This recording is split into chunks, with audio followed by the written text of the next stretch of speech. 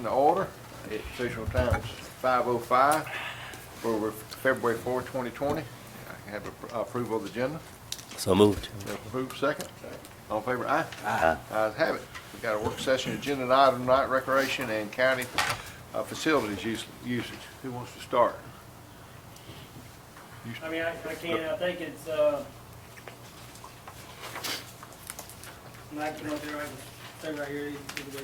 Miss Brody's gonna be here in a minute, and she's gonna elaborate on some of what we talked about with this.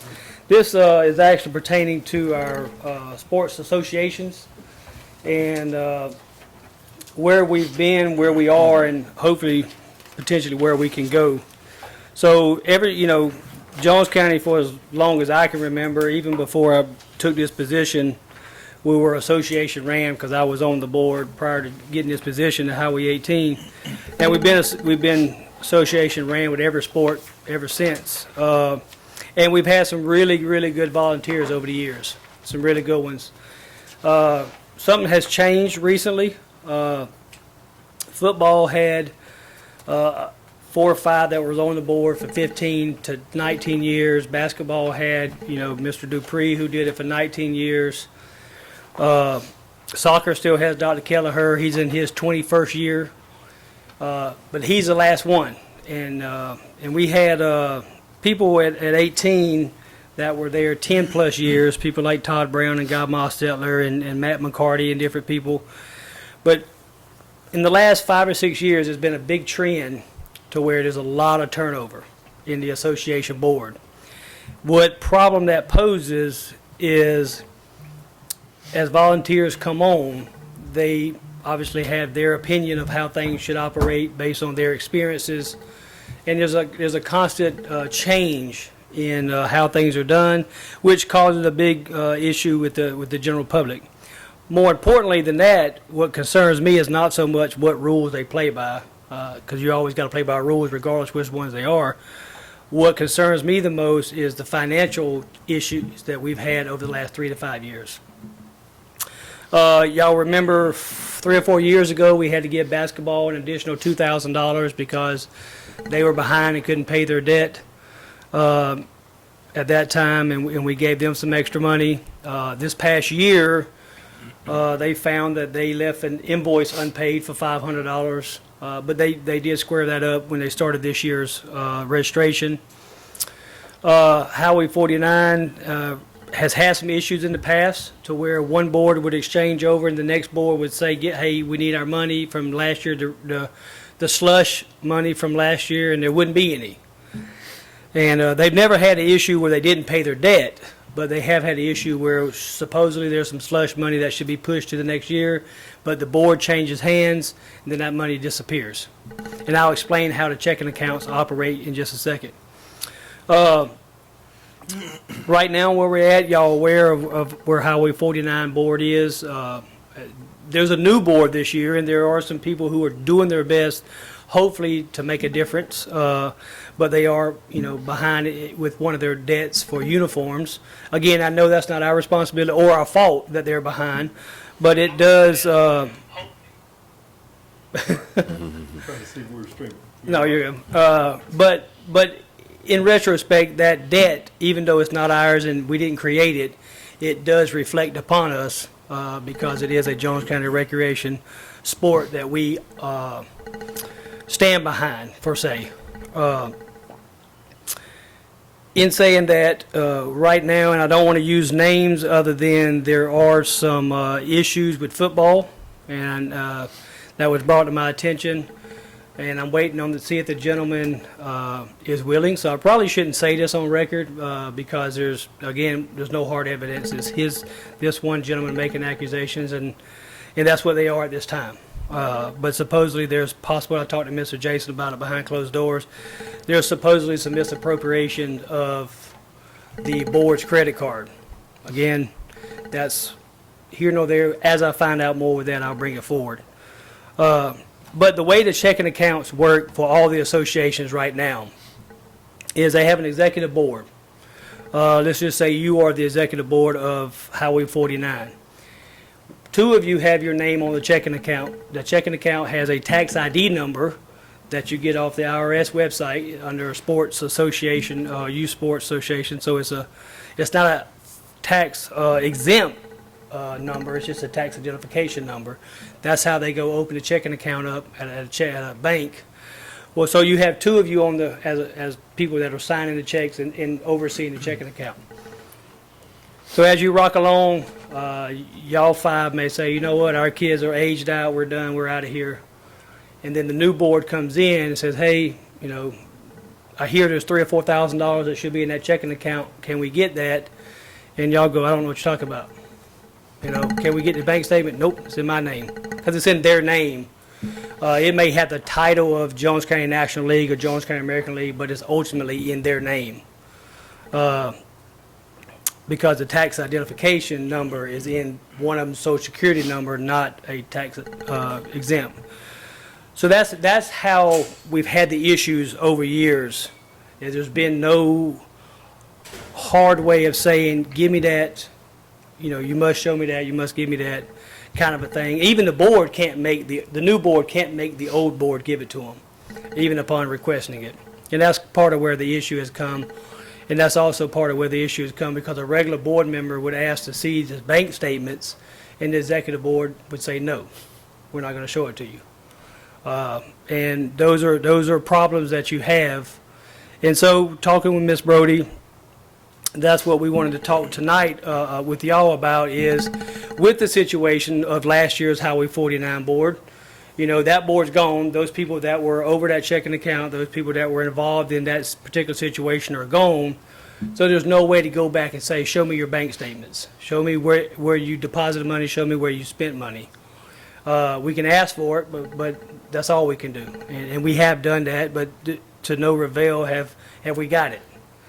So that's where we want to try to come forth and ask you, one, figure out a way to put teeth into our agreement to make them obey certain requests, or look into, you know, figuring out a way to bring it back in-house and take it over and have it department ran, which is how it's pretty much done in 95% of every county in the state of Georgia.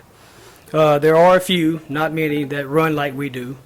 Most of them run it in-house and then have volunteers help with certain aspects and different minor roles to make the program successful, but it's ultimately ran in-house, and the ultimate decisions are done in-house. And I've talked to different ones. I talked to Putnam County, I talked to Sumter County, Baldwin County, Morgan County, counties that are relatively like us in participation size. We may not be the same as far as residents, but we are very close to the same as far as athletes that participate in recreation sports. So all of them have 3 staff members. Like I've told y'all in the past, it would require 3 to take it in-house. Those 3, 2 of them are sports coordinators. One of them is an admin person. Every one of those counties I mentioned have just that particular layout. They pay anywhere from $15 to $19 an hour based on experience and knowledge of the position. And you know, and the people do other tasks other than just you know, other than doing just the sport things, because the sports don't always run year round. Sometimes they operate you know, different ways, or they do different things outside of certain sports. And I'll give you an example of Sumter County. Sumter County, Tim Estes, the director down there, has 2 sports coordinators.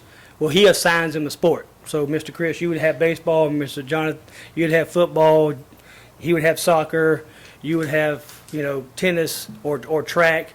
So you have your sports that you deal with, and when those seasons aren't in season, you get other tasks, such as put on programs like pickleball, and just your responsibility to grow that community activity, or put on a summer camp.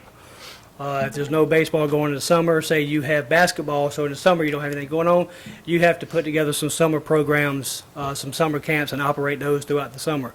So there's different things they assign them outside of the sports that they particularly do. And again, every county is slightly different. Some mirror each other, but some are also slightly different.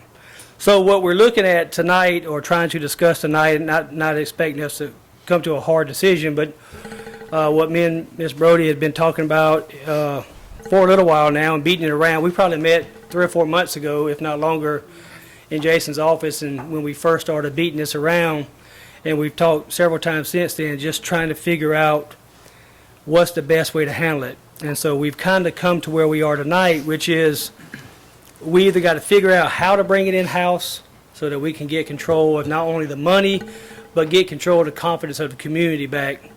And then the other thing is if we don't go that route, how do we go about holding the associations accountable when I say I need to see your bank statements to see, where you're at financially to make sure you're sound? How do we make them give us that? So that's kind of where we are right now. I'll be glad to answer some questions. And there are, I think I spoke with Mr. Jonathan a little bit about it, and he was asking, is there ways to offset some of this cost? The answer, if we decide to bring it in-house, is there a way to offset some of the cost? The answer to that is yes. We currently pay our citizens currently pay $110 to participate in most of the sports. Sumter County, Morgan County, they pay $65, not $110. So we could either one of two things. We could keep paying $110, use the other to offset the cost of the person working, or you could reduce it and promote that back to the community as we're reducing your cost by taking this back over. The other thing is it would also cut down on overtime costs. My department does have overtime, and that's because we have to have someone that works every night to be part of these events, to oversee and kind of take care of our facility. One of the sports coordinators would work it in the evenings. One would work 8 to 5, one would work 2 to 10. So that overtime would be reduced, and that could be pushed into one of them's salary. In the summertime, last year we hired a great lady named Greta Woods. She works for the Board of Education, school bus driver. Well, in the summertime, we hired her to work the gym at Mattie Wells. Well, instead of hiring her to work the gym at Mattie Wells, we could have one of our sports coordinators to do that. So that's offsetting the fee there. Instead of having overtime for one of our golf course personnel to come and help with summer feeding, we could have one of these work that. So that's another cost that we're rolling into their salary versus hiring someone additional to come and work. So there are ways to offset their salaries if we decided to bring it in-house. Would it completely offset it? No, sir, it wouldn't. But there are some offset opportunities there if we decide to go that route. With that being said, I'll let Ms. Ashley take it from here, and then I'll be glad to answer any questions. My concerns regarding having any teeth with these outside organizations is just that. They're outside organizations. When Matt and I were talking, I said, that would be like the board saying, well, give me your bank statements for your business. You only have so much control over an organization that the county doesn't run. And what are the ramifications? If we put in the contract that you have to provide us financial reporting and they don't, what do we do, shut down Little League? Well, that's not going to look good for the county. So there's only so much we can do to enforce what needs to be enforced. And I know that Matt has had a brand new complaint concerning financials of our season that's going on now. He had a complaint of the season going on a complaint in December. What was that, track? Football. What was the December? Football. It was football you just got. Right.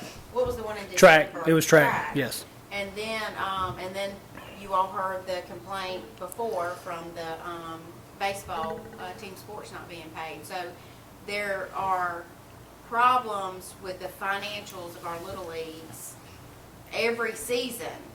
And these boards are operating it. What I told Matt that I don't really understand is if we are charging $110 a kid and these other surrounding counties are half of that, then these organizations are not paying salaries, should have more than enough money to pay their bills and, refurbish the equipment and things of that nature that these other counties are doing for half the cost. but the bills are not getting paid, and we're just limited in our ability to have oversight of these outside organizations. We were talking this morning about if the board decided to make this, to bring it in-house, and Matt went through it, some of the ways to sort of offset, having somebody to promote movies in the park, and get all that arranged. The new thing on the golf course, that Oh, football. foot golf. To promote some of these, you've got another Person.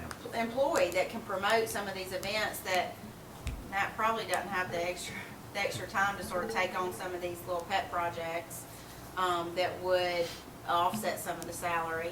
But even before we get into that, we've got to figure out, if that's not what you want to do, what we can do to get a handle on what seems to be every single sport having issues financially, and that with them being outside organizations, but representing us, from the regular citizen, that's the Jones County Park, Jones County Little League, and so it sort of falls back on the county how we can fix the problem of where these monies are going when people pay for their kids to play ball. And I had the question of Matt of, what are surrounding counties doing, and he called all around, and it seems the vast majority of counties operate in-house. How important as this is for our community and our children, we can't let it fail. It's the building block of, our community. And to have that assurance, we've got to take not just some responsibility, but accountability, and probably going to have to pay for it, for that, for that assurance, whether it's bringing it in-house or, one question, one thought, and we did this in Bibb County with departments when we first came out with purchasing cards or credit cards, and I think they're using them in some of those. But what we did was created, just say for football, National League baseball, we'll go with that, JCNL baseball. Have an account, have a credit card with that account. That account is a county account, but the two people that are on it are with the baseball league, with that program. They sign for the credit card, and basically by signing for that credit card, they are responsible for anything outside of what our regulations say that can be spent for. That way the account is still in our name. Now what it's going to cause us to do, and we may have to hire somebody for accounting for this, on our financial side, but or at least give Louisa some help to account for all these different accounts and cards. But that would give us that supervision of the account anyway, and a little bit of power to what they're spending, how they're spending it, and that person that signs for that card knows that, I'm responsible for it. So if they decide to leave, whoever is voted president of that league, by virtue of being the president, is on that card, but they then have to go and sign that they accept the responsibility of the card. That way we have auditing power of the account. We know how much is in there at all times, and we know what they're spending it on. But that's just one aspect of what we're trying to control. I Yeah, think. well, I would my immediate response would be, if we're given, if they have sort of a credit card that they can pay team sports. Well, if right now they're collecting $110 a child, and they already have a bill to pay team sports, and they're not applying the 110 to that bill. Right. So if they're collecting the 110 and now they have a county credit card, we still don't know if those funds are going to be applied to the county credit card then that Right. they've ran up a debt on. But I think our policy then is the money that they get, and I don't know how, it all goes back to how do we put the teeth in it. The only teeth we got at that point is controlling what they can spend out of it, not what they put into it. But I think the accountability and the audit part of it is, you got 150 students at $110, that's, $12,500 revenue. We spent 110 uniforms paid out to team sports. We got 800 left in the bank. That all washes out right. If they got 150 kids and they only got, $9,000 in the bank, then there's 3,500 missing somewhere. But we're back to, How do you? you put got them a for that? volunteer running this board that's Right. not a county employee. Right. And each sort of season that changes. So each, track, baseball, Yeah, football, soccer, you're having these different little volunteer boards that we're trying to hold accountable to tell us how many people signed up, tell us how much you brought in, yeah. and figuring out where the money's gone and if there's money that's missing that should be used. Do you know what I mean? You're still dealing with a lot of different boards and trying to keep track of these groups that don't seem to be able to keep track of themselves now. Yeah. And that's gonna be the hardest part, is that's the teeth we're looking for, and I don't know how we can, I don't know that there's a catch-all answer other than bringing it in-house, which I would say, I would venture to say that everybody probably thinks like me, that, that's, I've seen it in 2 other counties that I've been associated with. It costs a lot more to run those programs ourselves, because we don't have any volunteers that are on our staff. We're gonna get some volunteers, but if they're 100% volunteer now and they're 70% volunteer when we take it over, then we're paying for 30% more than what we were. So any way you look at it, it's gonna cost us money to bring it in-house. And we bear all the bad.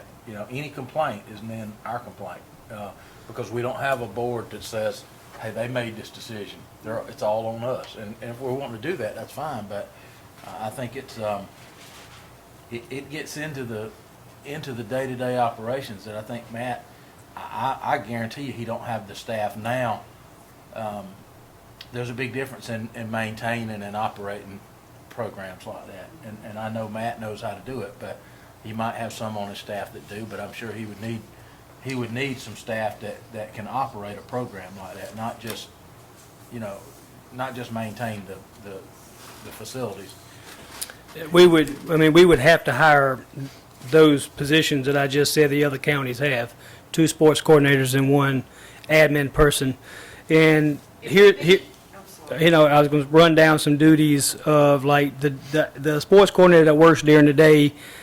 He or she would, handle training and certification of our coaches, the background check tracking, policies, procedures of each sporting event, maintain our equipment and inventory. And that's something else that the sports associations have trouble with, is their equipment. Is a lot of their money goes to the equipment that doesn't come back from the coaches, because when the season's over, the board member's done. I'm out of here. See ya.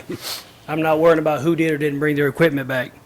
The scheduling of sports, the uniforms, promoting the park for tournaments, promoting foot golf for tournaments, and help supervise summer programs. The one that works in the evenings would do things like monitor the sporting event that's going on while it's going on live. That's where we pay overtime now, so that would offset some of that cost.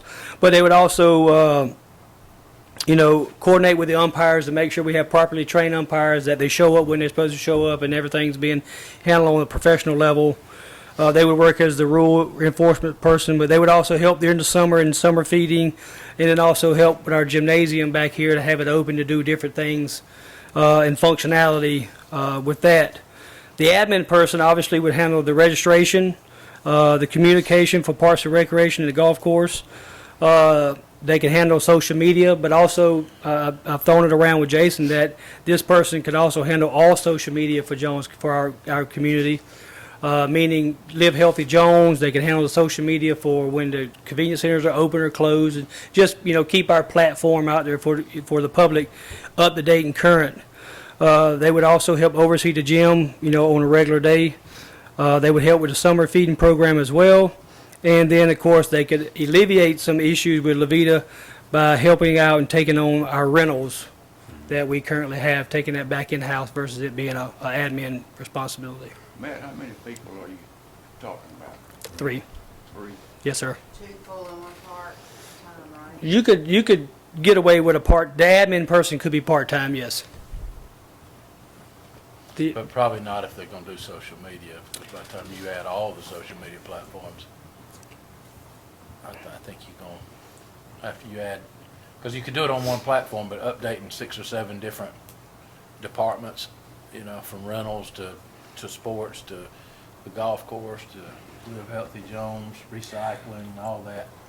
It's that's a good bit of stuff for Do you have any idea, I know you mentioned one of the persons would be sort of the evening, the 1 to Correct. 9. Mhm. Do you have any idea now what is being spent in overtime for I do. someone from your department to cover those I- evenings? Yes, ma'am. 2017, we budgeted $18,000. 2018, we budgeted $22,000, and last year it was a lot higher because last year we took on so it's a little skewed last year because we took on waxing the courthouse and fire stations and all that, so it got a little skewed last year. So we're still around the $22,000, $23,000 mark. Last year it went up to 27, but that jump was because my guys staying late after work, waxing, mopping, buffing floors instead of. 20, Yes, sir. 22, That's all. and That's overtime. Goes a long ways. Right, so that's, like, say if you did a little basic average, that's 20,000, 18 and 22, that's $20,000 on average we're spending in overtime, which is gonna somewhat cover maybe the admin assistant's salary, if we was to go down that road. I mean, it makes sense to me. And I guess another point I was gonna make is, can we kind of structure, whereas if we do take it in-house, then the board, or the complaints could start with the Recreation Advisory Board before it comes to the full Board of Commissioners? So you do have one layer to try to address some of those issues before it makes it to the full board? Well, the way other communities that I've spoken to with these people, for example, Bill Waters, who is one of the sports coordinators for Baldwin County, and he's been in the field for almost 20 years. The coordinator handles it first, and if he can't resolve it by going to the rules and regs first, so if it can't be resolved through the rules and regs and there's something else, then it would go to an advisory board. If the advisory board couldn't resolve it, then it would come To the full board. at that point. But the initial complaint, and I'll give you an example, I won't use any names, but one complaint me and Jason had to deal with last year, we sat in his office for 2 hours and listened to a dad complain about his daughter's cheerleading team. And I mean, we heard the man out and everything. We weren't able to help him. It just, there was no helping him, unfortunately. I don't know if he wanted to be helped or he just wanted to be heard. But we did what we could do. But those kind of issues, the coordinator himself Right. would try to handle front line. If he couldn't, then it would go to the advisory committee. Well, and as the department head, then I guess it would come through you. Right. Sort of the third step and then to the board. Right, the advisory couldn't, me being on the advisory committee, if it couldn't be handled there, then I would go and sit in Jason's office and we would ponder over how to address it through y'all. Is the Recreation Advisory Board still active? Yes, sir. When was their last meeting, you know? Back before Christmas.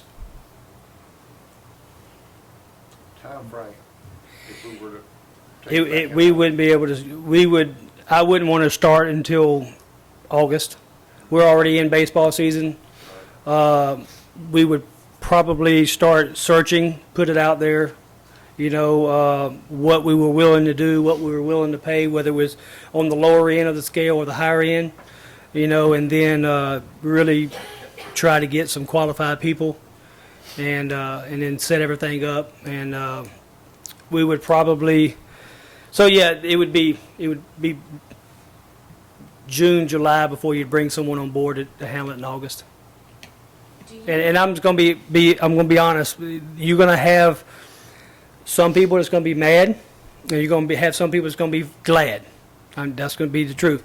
There's a lot of great volunteers that are on the boards right now that are still going to want to help and volunteer. They're going to want to still be a part of it. They're going to want to help with the uniform. They're going to help with the cheerleading. They're going to want to help do things that they do. And these are the people who particularly don't have anything to do with the money anyway. They're there to truly help. They kind of, they don't really have anything to do with the financing or anything. Those people are going to be fine and dandy. They're going to still help. The ones that are probably going to be the maddest are the ones that we're probably affecting the largest.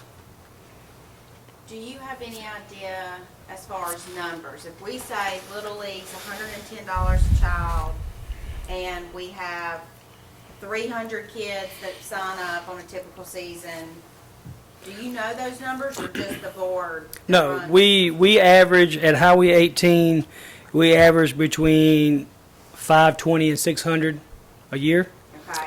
of that number, you have about 40 that only pay $45. That's your Weeball kids. Everybody else is at the 110 mark or more. Not more, but if you have 2 kids, it's 110 for the first kid, it's 100 after that. Howie 49 is extremely less. Last year they had a little over 200. This year, our goal hopefully is that they can bring in at least 150. And out of those funds, they pay for uniforms, umpires, Balls. and balls. So would there be some way to get sort of rough numbers, and it may be hard because we're not running, the accounts, to get rough numbers on after those expenses have been paid, what's left with registration fees, so they have some sort of idea of what could be applied to salaries? We may have to get that from other counties. I can sit down and get it from other counties and get it from my knowledge of when I was on the board. Okay. Because if there's money then left in registration fees, that's some money that can go to salaries if they decide to bring it in-house. And I can write a jam-up contract, and so I can play with our contract and tweak it and put more teeth, but you still are trying to put teeth in a contract that governs something that's not under our umbrella, its own organization. You said it originally, our ultimate tooth is, what are you gonna do, shut down baseball or Right. shut down football? Right. And everybody knows that's not gonna happen. Right. And otherwise, we wouldn't be putting any money into it, we'd say it's a standalone. Matt, is there any opportunity, you're talking about the ones, and I get it, just being on boards and running ball leagues in the past, I know, it's just like with church, 10% of the people are doing 90% of the work. But it's those 10% of the people that are really making it happen. And they're, those are the 10% that we want to keep involved. So knowing what I do about it, I mean, when it comes time to ordering uniforms, giving out uniforms, getting it all set up for the day, scheduling the games, doing all this kind of stuff, that takes a lot of hands-on by a lot of volunteers. But it's only a one-time deal, and then it's, Right. Do you see any value in still having a board that would do those things, the collect the uniforms up so that, maybe just a coordinator, the board brings in the uniform orders to the coordinator goes and orders them, uniform comes in, gives them back to the board, they ship them out or send them out, we determine the schedule, we order the balls, we order the mask for catcher's equipment, that kind of stuff. We store all the equipment with our coordinators at the end of the season. We know what uniforms, what equipment we got. We have an inventory, all that. So that keeps us from having any fluff going in and out and knowing that the numbers are right. But it still gives the boards the opportunity to program or operate the actual season. Right. And it keeps, because I've seen a lot of boards that the only arguments you get are, I needed this type jersey, well, we didn't have the money, so you got the cheaper t-shirts. Well, that ain't what you told us when we gave you $110. We were gonna get Right. full jerseys with stripes on the legs and our numbers on the back, and we got a pair of regular, sweatpants and a t-shirt And that happened to for basketball. $12. That's exactly, 30. not this season, but last season, that's exactly what happened to basketball. Right, and sometimes those board members make that decision based on how much money they got in the bank, not on what they promised. Right. And I've seen it where different teams are different standards, depending on what board member has what kid on what team. And, That has happened happens. too. That has happened too. But that's how you get people upset with the system. Right.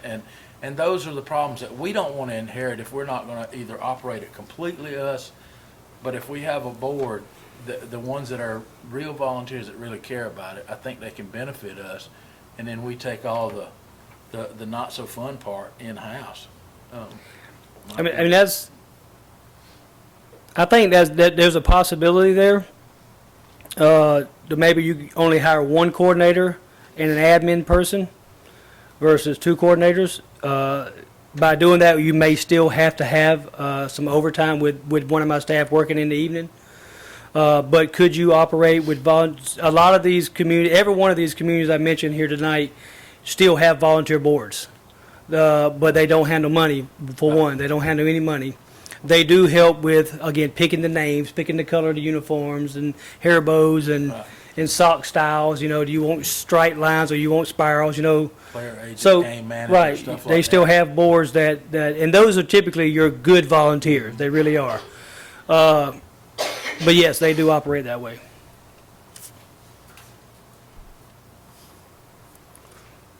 So I think it's just I mean, those volunteers, they still get a chance to volunteer. Yes. It's just, there's just been so many issues going on, and it's just time for us to And take it what I out. did mention about the track, not the, 'cause again, I'm not going to use any names, but the person who called me complaining about the person who took the money, the sheriff's office knows about it. Our Jones County Sheriff's Office knows about it, and they're helping our track association try to recoup that money before they press charges. And it seems to be working right now. They've got this person on a payment plan to recoup the money, but we're talking about $6,000.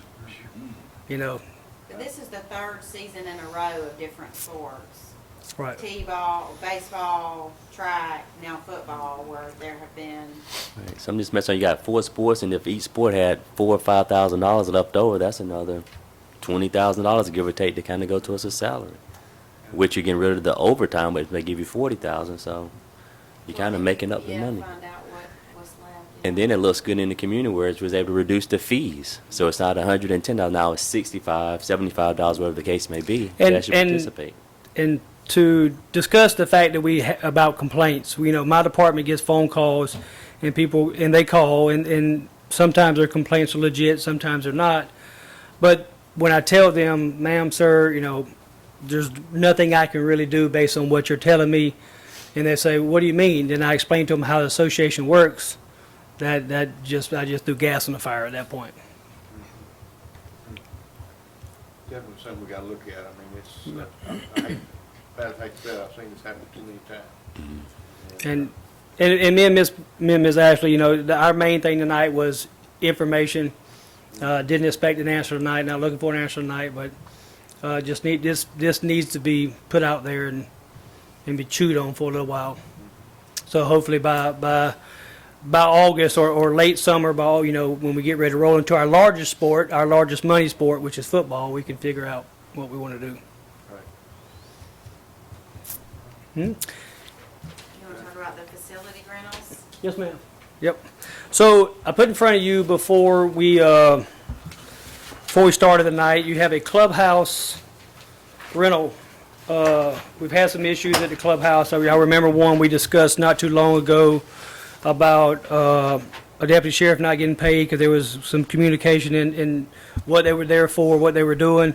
So we went back and we reviewed it, reviewed some of the verbiage, and I addressed some of the concerns that some of you had. Probably the biggest thing is on the back of the page that we probably really need to look at. A lot of the stuff on the front is just your basic, no animals, you know, no smoking, you know, no alcohol under, I'm sorry. Let me jump in, because I had mentioned to Matt, this is my mind. I have a few tweaks to the front. A lot of it's language that my secretary was revamping and just sort of clarifying. So this will be, the front of that will be changed. The questions that we had were primarily on the back when it came to security guards and breaking it down into rental fees and things like that. And then I'll plug in whatever you all decide, so we have a final version for you to look at. But the front of that, the rules and regs, y'all may not want to pay a whole lot of attention to that right now, because that'll be sort of Change, tweak. reworded. But the main thing we want to discuss here tonight and get your input on is the deposit's $200 for reservation. That's what it currently is. We're going to leave it as is. Is to reserve it / deposit for damages or whatnot. The rental cost, this is probably one of the biggest changes that we have. We've always just had one fee, and the fee was for however long you wanted the gym for. Well, and then people would always say, well, let me come in Friday afternoon because my party starts Saturday morning. Well, that's actually a whole nother day. And so I actually got this rental cost and breakdown. I actually got it from Bibb County. They emailed me theirs. Theirs is a lot more complex than this. So I went in there and pulled out what would apply to us. They have a lot more stuff in there to rent and how they rent it. So, but I broke it down to where now we would break it down into 4 hours, 4 to 8 hours, or all day. So, and you can see there, 4 hours is $200. Like 4 to 8 hours is $350, or all day, and all day being from 8 a.m. to 12 a.m. And that would be a $500 rental. One of the issues about security guard, I know a couple of y'all said, well, do we have to have security guard for a 1-year-old's birthday party or something like that? So we addressed that in here also. Alcohol is a no discussion. It's an automatic security guard has to be present. Outside of that, we worded it, and we can change it however y'all want to do it, but it says county deems necessary based upon rental purpose. For an example, if it's a 1-year-old birthday party, then like I think Mr. Martin and one of y'all said, do we really need an armed guard standing at the door for a 1-year-old birthday party? Granted, they are still in our facility. They are still utilizing our facility, and we don't want it damaged. But, at the same time, I think, wording it that would allow us to determine if it's really necessary or not. I think what this also does is helps when the people who rent it for a Christmas party or a wedding or whatnot, they want to get in there Friday night versus just getting there Saturday morning to go ahead and get a jump start on the decorations. The answer is sure you can for $200.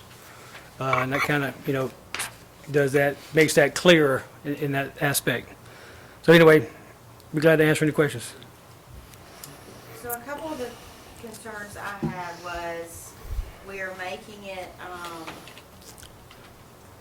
who determines, we asked what type of function. Well, what if I'm filling this out and I just put birthday party? Where are we having who knows if it's a throwdown birthday bash or if it's a 1-year-old birthday party. So it's going to be difficult if we make it subjective as far as who's looking at the application to say, okay, you need security, but you don't. Unless we get much more involved in quizzing them as far as if it's a birthday party, what type of party, and who's it for, and how old's the person, and so I don't know how you all want to handle that. And then this says right now a minimum of 3 hours. How do we determine if their stretch is 4 to 8 hours, and we just say a minimum of 3 hours? Does that mean they just have to have somebody there 3 hours? I pay you, you're gone, and my event's still 4 more hours? Right. So. Well, and that's a good point. But the minimum of 3 hours was to, they rent it for 4 hours, but the birthday party is only from 12 to 2, where you're going to have alcohol because it's someone's 50th birthday party, but the actual party is only for 2 hours. Then you're still going to have to pay that deputy for 3.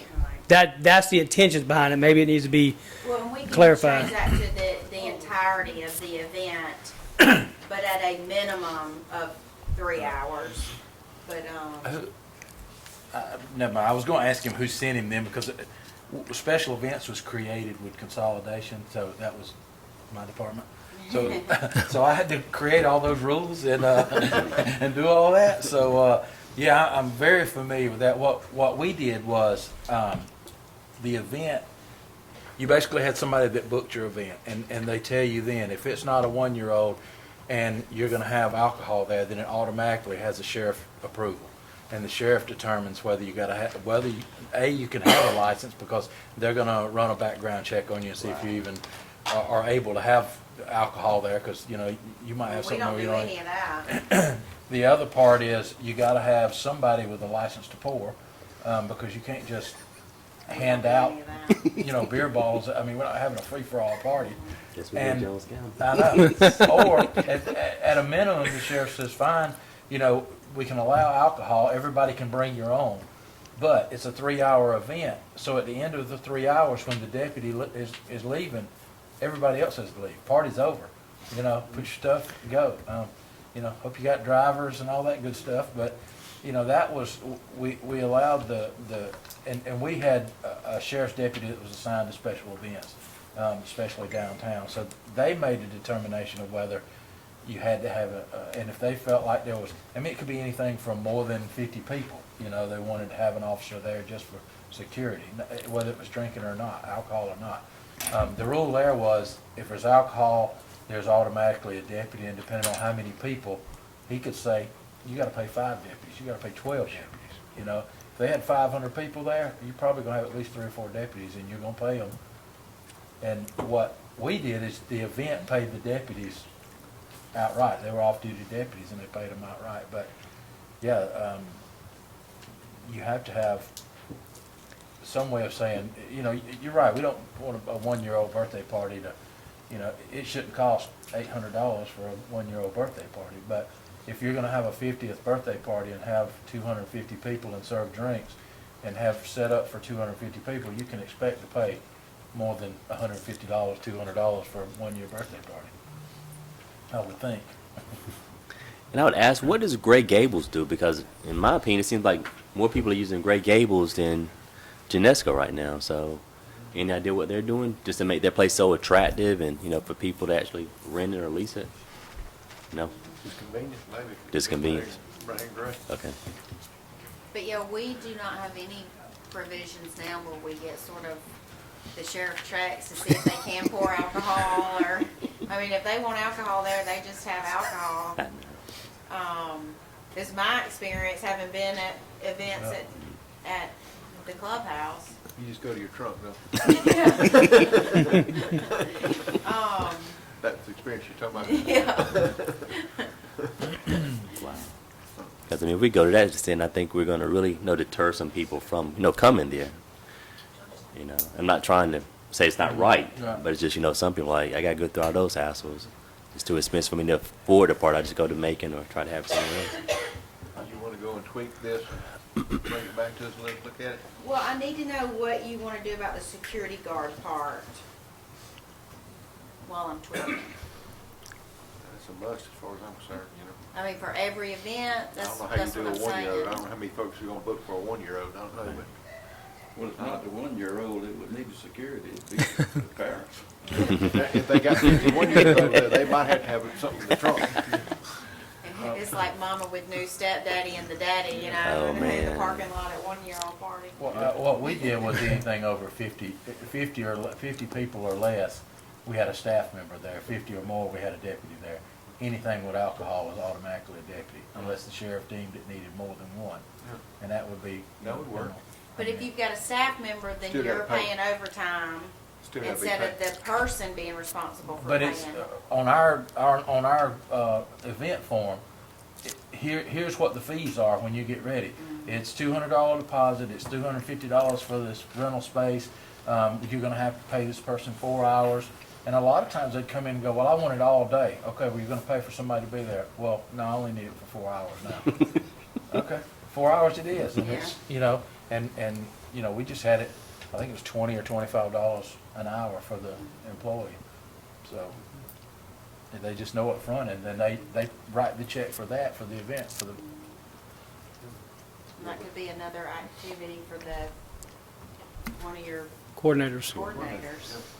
Yeah, because if you didn't have someone there, I know this is a challenging that Chantel and them have up there, which is, again, when they look at this and go, okay, we're gonna have 48 people, when they probably got 68 or 78. You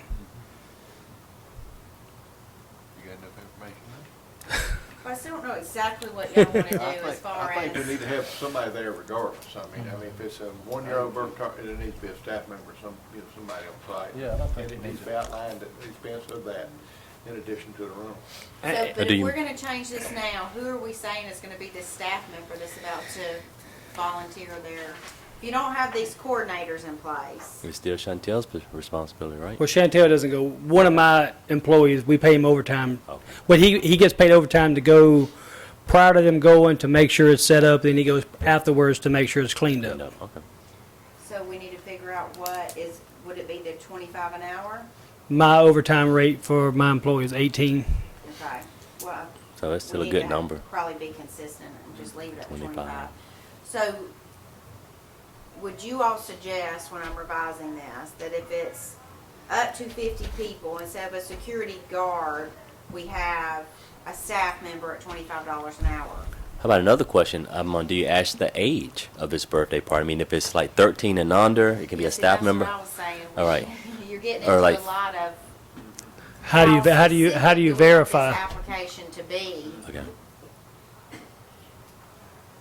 I don't think it matters, to me, it wouldn't matter what age the person having the birthday is. I think we need somebody there. No, I was going to say, like, if you're 13 and under, it could be a staff member. Once you're 14 and over, it has to be a paid deputy or something along those lines. Yeah. But, and I'm saying a paid deputy, Okay. because, you know, with the Look at anything X's happen. and the X's and all that going on. I mean, it wouldn't hurt to just keep a paid deputy there just Yeah. for security. I mean, a lot of people would probably appreciate a deputy. Feel safer. Like just a paid deputy, period. So regardless of the event, You'll have security there, which, like I said, it's not a bad idea. okay? And so if they're renting it for the 1 to 4 hours, they need to have security for the entirety of the event at $25 an hour, 1 up to 50 gas, and then 2 up to 100 gas, and then probably 3, 100 to 150. If it's a paid deputy, it's gonna be more than that. Well, the security, the deputies are charging 25 an hour, isn't that right? Yes. Okay. Now, one of our other venues, the community center, one of the other ones, we charge, it has $30 an hour for security. That might be a typo. Okay, I didn't know which one we needed to go with. Right now, they're charging us 25, so that's what it needs to be, right? Let me call, I just found out the gentleman that's going to be handling that now that Mr. Mostetler has retired. I do know late last year, the sheriff's office had talked about looking at that fee for they set the fee. We don't set it. Said the sheriff's back here now. Yeah, so they set the fee. We don't set it. Okay, So Sheriff, I've been volunteering all kind of stuff for you up here. they may up the fee. It may okay, so we need go. to find out if it's 25 or 30. Right. And then, that they're, on site the entirety, if they rent it for the 8 hours, the entirety of that 8 hours. Is that what you all would like to see in here when you go to review it? Okay. So I'll tweak it and send it out for review. Thank And you. we'll put it back on the agenda. Actually, I'll send you what I had too. Ours was 25 staff member, 30 sheriff deputy. Okay. Everybody good? Can I get a motion to adjourn the work session and for a quick break before we open up the So moved, Chairman. motion in a second? All in favor, aye? We're gonna take a quick break before we go into open meeting. Sam, does the rental pay the security on site? Hey, you all right? How do y'all? We, like I said,